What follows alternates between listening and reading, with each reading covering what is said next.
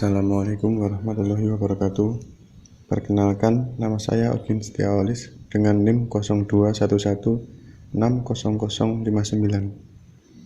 Beberapa menit ke depan saya akan menjelaskan dan mempresentasikan mengenai tugas uji komprehensif saya yang berisi tentang cara pembuatan etil asetat, dan penjelasan saya sebagai berikut. Tujuan dari percobaan ini adalah untuk mempelajari pengaruh konsentrasi katalisator asam sulfat dalam pembuatan etil asetat atau esterifikasi. Untuk latar belakang dari pembuatan etil asetat adalah etil asetat merupakan bahan kimia yang banyak digunakan di berbagai bidang kehidupan, seperti industri cat dan thinner, industri lem dan tinta, pelapis aluminium foil, bidang farmasi, pemberi aroma dan rasa, serta pelapis kertas, film, dan bahan pembuat bulu buatan. Di bidang kimia, senyawa ini digunakan terutama sebagai pelarut, juga sebagai pengekstrak senyawa dalam tumbuhan tertentu. Etil asetat diminati karena sifat toksiknya yang lebih rendah dibandingkan dengan pelarut lain. Interaksi antara suatu asam organik dan alkohol dapat menghasilkan ester. Reaksi dapat berjalan baik dan juga lambat. Pembuatan ester ini dikenal sebagai reaksi esterifikasi.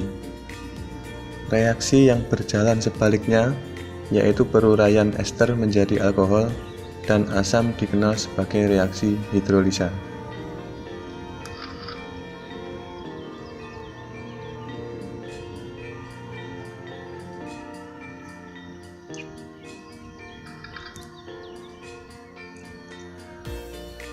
Proses esterifikasi dapat dipercepat dengan adanya asam mineral sebagai katalisator.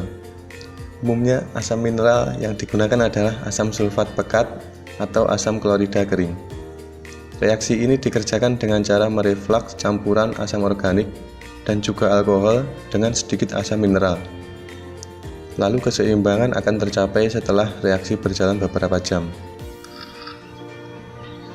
Untuk memperbesar hasil esterifikasi, maka keseimbangan harus bergeser ke kanan, dan ini dapat dilakukan dengan cara melakukan peningkatan terhadap molekul air, yaitu dengan menambah asam sulfat pekat atau asam klorida kering atau juga gas HCl.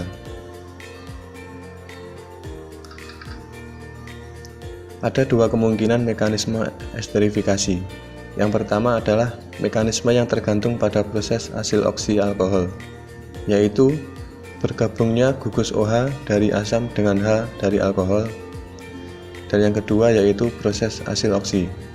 Proses pertama yang lebih umum. Untuk mekanisme proses esterifikasi adalah sebagai berikut. Langkah yang pertama adalah peningkatan proton atau H+ dari asam mineral pada sepasang elektron atom oksigen hidroksilat dari asam organik membentuk ion oksonium. Langkah yang kedua, terjadinya peningkatan ion oksonium dengan alkohol dan terjadi pelepasan molekul air untuk membentuk ion oksonium tersubstitusi. Langkah yang terakhir adalah ion oksonium tersubstitusi akan melepaskan proton untuk menghasilkan ether. Proton yang dipergunakan dalam langkah 1 akan dilepaskan kembali ke dalam langkah terakhir.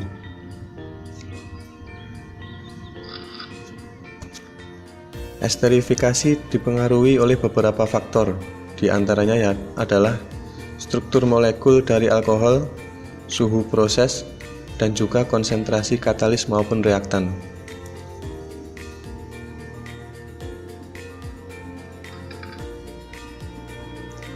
Tinjauan pustaka dari pembuatan etil asetat adalah ester diturunkan dari asam karboksilat. Sebuah asam karboksilat mengandung gugus COOH, dan pada sebuah ester hidrogen di gugus ini digantikan oleh sebuah gugus hidrokarbon dari beberapa jenis. Suatu ester asam karboksilat ialah suatu senyawa yang mengandung gugus CO2R, dengan R dapat berbentuk alkil maupun aril.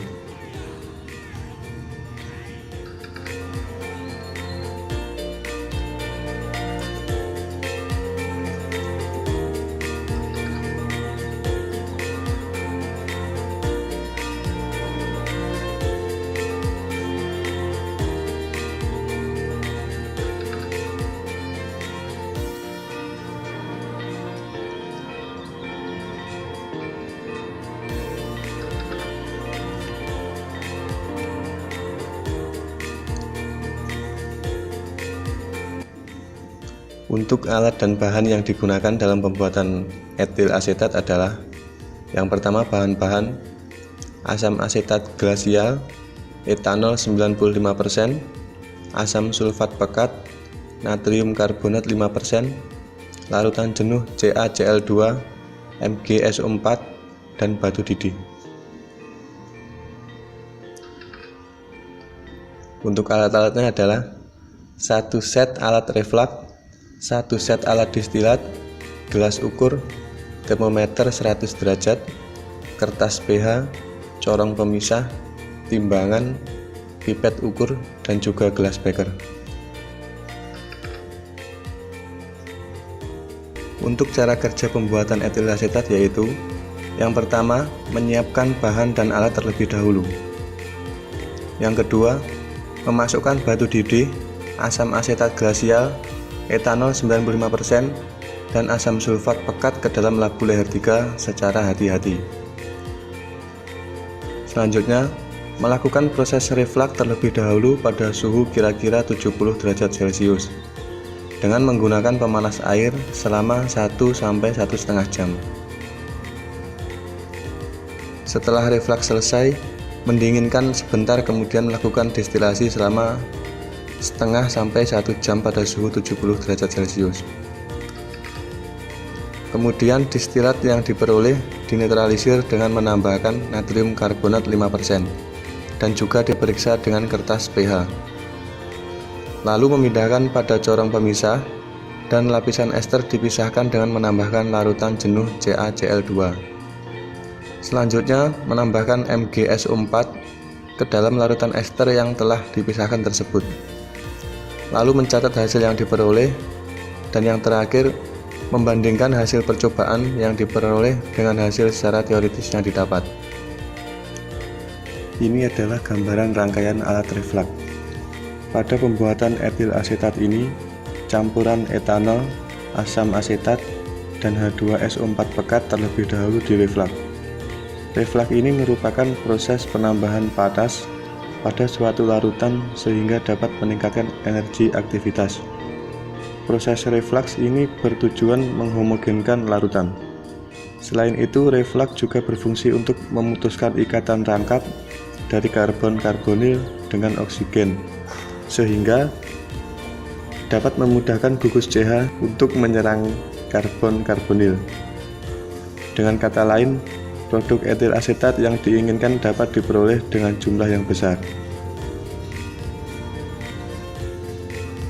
Prinsip dari metode reflux adalah pelarut volatil yang digunakan akan menguap pada suhu tinggi, namun akan didinginkan dengan kondensor, sehingga pelarut yang tadinya dalam bentuk uap akan mengembun pada kondensor dan turun lagi ke dalam wadah reaksi, sehingga pelarut akan tetap ada selama reaksi berlangsung. Setelah direflux, maka dilanjutkan dengan destilasi. Proses destilasi ini bertujuan memisahkan etil etanoat atau etil asetat dengan air, atau dengan kata lain untuk mendapatkan etil asetat murni. Destilasi sendiri adalah suatu metode pemisahan bahan kimia yang berdasarkan perbedaan kecepatan atau kemudahan menguap bahan. Dalam destilasi, campuran zat dididihkan sehingga menguap, dan uap ini kemudian didinginkan kembali ke dalam bentuk cairan. Zat yang memiliki titik didih lebih rendah akan menguap terlebih dahulu. Metode ini termasuk sebagai unit operasi kimia jenis perpindahan massa. Penerapan proses ini didasarkan pada teori bahwa suatu larutan, masing-masing komponen akan menguap pada titik didihnya. Model ideal distilasi didasarkan pada hukum Raoult dan hukum Dalton. Destilat, kemudian ditambahkan natrium karbonat 5%. Penambahan ini bertujuan untuk mengekstraksi asam sisa dalam larutan etil asetat, karena natrium karbonat memiliki kemampuan untuk mengekstrak asam sisa, menghasilkan garam natrium yang larut dalam air. Perlakuan selanjutnya adalah penambahan larutan jenuh CaCl2 ke dalam larutan yang diperoleh. Penambahan larutan ini bertujuan agar ion Ca2+ dapat menarik ion-ion karbonat yang ditambahkan sebelumnya, sehingga membentuk garam CaCl2 dan CaCO3 yang juga dapat dengan mudah dipisahkan dengan produk yang diinginkan. Karena CaCl2 dan CaCO3 membentuk endapan yang berada di dasar wadah karena memiliki massa jenis yang lebih besar dari produk yang diinginkan. Fungsi penambahan MgSO4 sendiri adalah untuk memurnikan larutan ester. Dari beberapa penjelasan tadi, dapat ditarik kesimpulannya, yaitu berdasarkan pada proses pembuatan etilen asetat, dapat disimpulkan bahwa hasil yang didapat dari reaksi esterifikasi antara asam asetat dan etanol dengan bantuan katalis asam sulfat adalah memiliki ciri-ciri seperti berikut. 1. Memiliki bau yang khas atau menyengat. 2. Tidak berwarna atau jernih. 3. Tidak beracun. 4. Mudah menguap. Dan yang terakhir, tidak higroskopis. Sekian penjelasan yang bisa saya sampaikan. Apabila ada kekurangannya, saya mohon maaf. Dan semoga video ini bermanfaat untuk kita semua. Wallahul muwaffiq ila aqwamit thoriq. Wassalamualaikum warahmatullahi wabarakatuh.